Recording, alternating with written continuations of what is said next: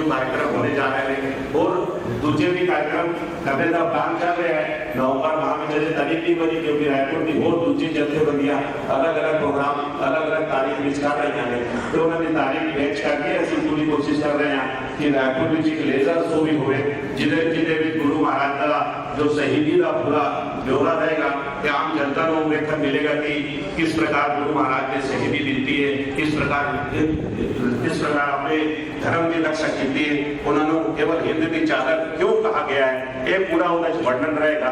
ये वो पूरी कोशिश कर रहे हैं कि लेजर शो भी असी रायपुर में करिए। इस तरह के और भी प्रोग्राम बन रहे हैं। यदि आपके को भी कोई सुझाव रहेगा कि आप जी सुझाव दो, असी पूरा अमल करने की कोशिश करेंगे। आप जी सगन दो ने सुझाव भी वीर सुरेंद्र सिंह छाबड़ा जी आमंत्रित कर रहे हैं। और एक गल और विशेष तौर पर दसना चाह रहे हैं कि रायपुर स्टेशन और गुरुद्वारा प्रबंधक कमेटी के प्रधान सुरेंद्र सिंह छाबड़ा जी एक 5 तखत की और आसाम दा मिला के 5 तखत की यात्रा पूरी स्पेशल ट्रेन लैके रायपुर तो जा रहे हैं 13 नवंबर को। आप जिले क्षेत्र में जो भी जाना चाहते हैं वो भी अपने नाम लिखा देंगे।